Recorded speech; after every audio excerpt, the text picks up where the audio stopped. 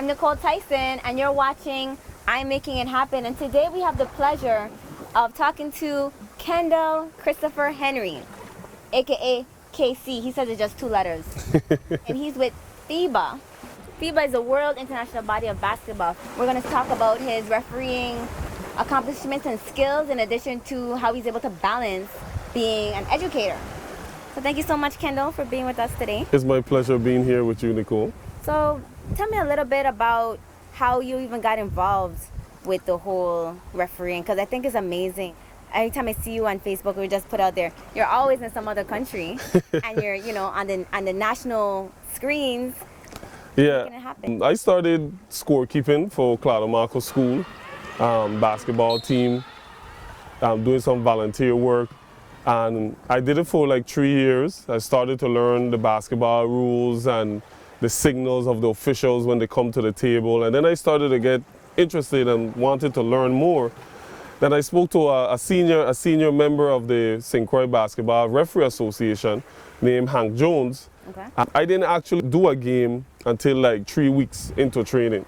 Because they wanted to make sure that my mechanics, my floor work, my signals, my court position was okay. But to me, that's still major, because 3 weeks to be able to be a part of a game and make those decisions, that's pretty quick to me. Yeah, it's quick because the refereeing pool in the Virgin Islands is very small, so you actually get thrown into the fire earlier than usual. Interesting. I mean, that wasn't something you thought about when you were in high school, right? Yeah, I was still in high school. After volunteering all the time and just being around the game, I see the officials, and I just picture myself doing what they do.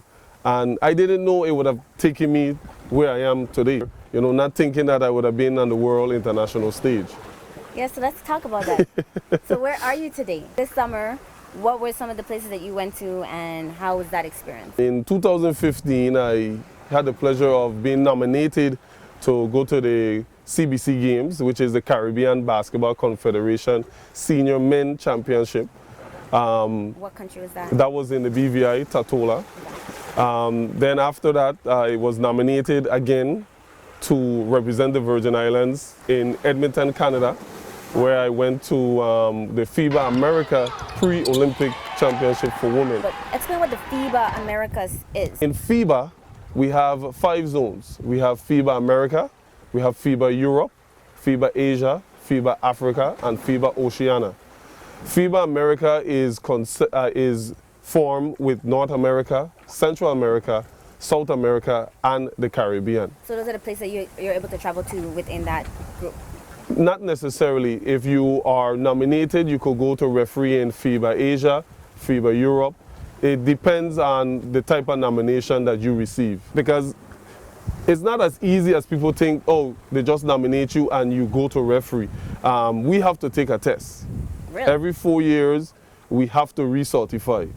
And when we recertify, we have to pass 4 tests in order to recertify. We have to pass all 4. Wow. You can't fail 1 and pass 3. You have to pass all 4 certifications. Yeah, we have a written test. We have an on-court test. We have a rules test, which is considered to be an English test, because the official language of FIBA is English. And then we have a physical fitness test, which is 86 laps in 10 minutes. 86 laps in 10, around like... In 20 meters distance, 86 laps in 10 minutes. But for women has to do 66 laps in 10 minutes. 86 laps, wow. Yeah, for the men. How many you do? 86. You pass it? Every time. You do it like 87, or you just... No. Every time. Okay. How many years have you been doing this? I have been officiating FIBA since 2004.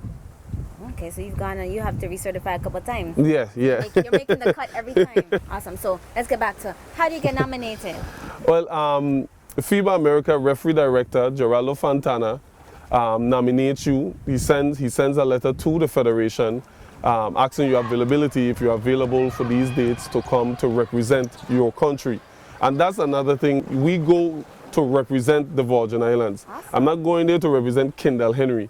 I'm representing the U.S. Virgin Islands, the territory. So when we're there, we are showcasing what the local officiating skills is all about. FIBA looks at us as the best of the countries that we represent. Because there's not a lot of FIBA referees in the world. Really? Countries, yeah, the average country, which is the USA and FIBA America, maybe has about 30 to 40 FIBA referees in the entire USA. The physical part of it is where it's kind of challenging and not much people really go out for it. Isn't that amazing, you guys? We have somebody officiating and representing the Virgin Islands around the world. Yeah. And I didn't even know that, so I learned something new today. It's 40 people in America. It's Yeah. less than the 50 states. And then how many in the Caribbean? In the Caribbean is a small number. Trying to find young people to get into the art of officiating is very challenging in the Caribbean. You know, some male and female believe that they have to retire from basketball in order to come back to officiate. And FIBA is trying to change that and trying to go younger because they want you for an extended period of time. But in the Virgin Islands, there are 2 FIBA international referees, myself and Mr. Gilbert Bagnat, who was certified in 2012 along with myself. Where is he located? All the FIBA referees from the Virgin Islands have always come from the island of St. Croix. Love St. Croix. I'm glad that we're producing quality Yes. officiating referees.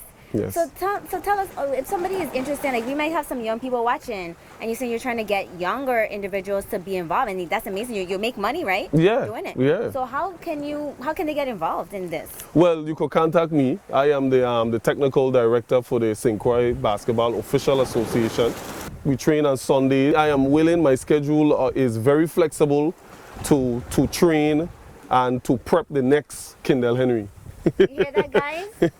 He's saying contact him. Yes. So we will put your information up to make sure Of they course. can do that. What ages are you looking at? We're looking at an open age because we're not discriminating. But for FIBA is looking for male and female between the ages of 18 and 35. So let's get back to how you're able to balance, because we haven't really mentioned it too much, but he is also an educator at the St. Patrick Catholic School. And so how are you able to balance your job and being able to be a FIBA officiator?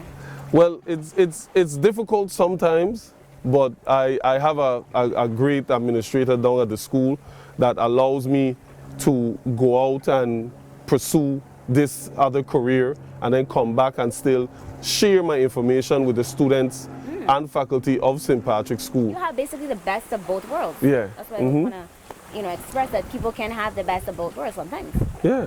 And you actually have it, kind of, right? Yeah. All the way? All the way. Okay.